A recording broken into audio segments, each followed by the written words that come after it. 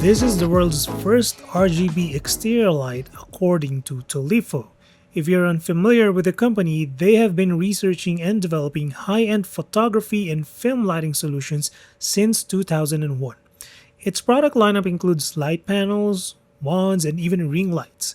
But in this video, we are going to talk about their latest cob light, the Plam Light PL-100RGB video light. Right off the bat, the price of this one is $200 or around 11,500 pesos when roughly converted to Philippine peso.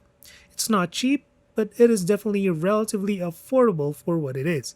Remember, what you're paying here for is the convenience and portability of having an RGB light for quick and easy setup. For someone like me who creates YouTube videos, I've been using this light for the past few weeks, replacing my old and cheap single bulb type lighting. It's a massive upgrade in terms of flexibility, like adjusting the white balance from the device and the phone via an app, and even changing the color since this is an RGB video light. As far as use cases go, YouTube or vlogging is only a couple of them. I see this useful as a main light source when doing self-photo or self-video, or even fill light or key light when doing product shoots. There are a lot of things you can do with this Plam light. In fact, you can check my Infinix GT20 Pro video right now where I only use this light to, well, light my B-roll shots. In addition, I also use this to create a dual-tone light setup for the thumbnail of that video. Okay, so what are the pros and cons of using this light? Let's start with the pro. Obviously, portability. This is easy to set up. When you unbox the package, you get this neat travel hard case in gray. Not only does it protect the light, but it also looks good. Inside the case is the light itself, a mini reflector, and a silicone diffusion that's decent as far as diffusing the light goes, but I would definitely use a better diffuser if I really want that ultra soft light hitting my subject, which by the way should be a mini Bowens mount, so take note of that. There is also a handle to mount the light to a light stand. It's all plastic, nothing fancy, but it does the job very well. Lastly, you have this USB-C for charging that's compatible with Quick Charge 3.0 or up to 30 watts. Notice that we're missing a DC adapter even though the light has a DC port. Well, that's because it's optional and has to be bought separately for $30 or around 1,700 Philippine pesos.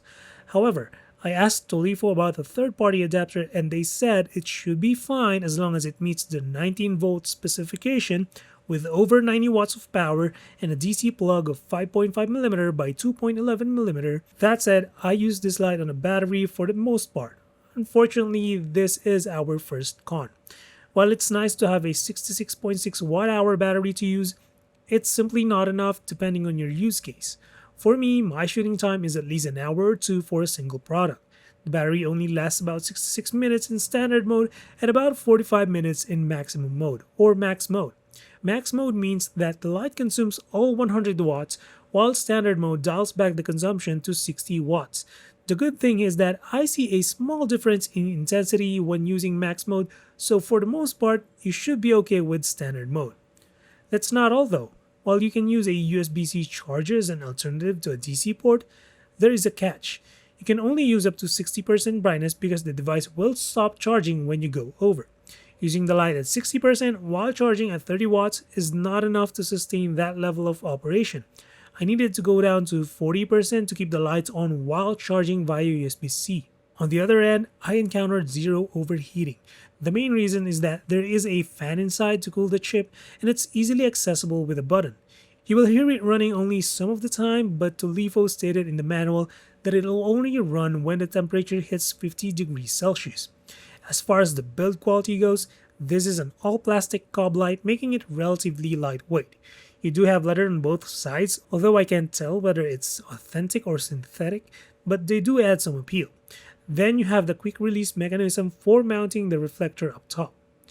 At the back, you'll find a display, two knobs, and buttons for operations. Powering on the light requires a 2-second press on the power button and rolling the knob till the indicator turns 0. I don't know why it's like that, maybe it's a safety feature, but that's how you're going to do it if you go through a full manual operation. You can control all sorts of lighting effects and colors with these buttons, but it's best if you use the app called Link Light, which is available on both Android and iOS. The app is pretty simple to use. It's like a smart home app. You have to pair the light via Bluetooth. From there, you can turn on and off the light, adjust the white balance, pick a specific hue, or use a specific gel effect from the preset, and choose from the 20 lighting effects depending on your needs. There is a countdown timer that turns off the device automatically. Also, sounds in the background sync with the lights through your phone's mic. I don't know who this is for, but the app from Tolifo comes with automation for your lighting devices. For example, you have a studio setup, you can create a scene wherein the light changes when there's a change in temperature, humidity, or wind speed. The lights basically can act as if it's a home light setup. This will only work when you have Tolifo devices only. So if you're interested, I will leave the links to their website and products below. For what it is, it's a nice product to have, but I recommend getting an adapter when you have a studio setup because the battery isn't going to cut it. This is a very bright light for an indoor setup, by the way, but if you're going to take this outdoors, I don't think it's the best setup for extended shoots. Maybe a quick photo session. Anything longer than that, you're going to have to charge in between or during sessions. But that's it for this one.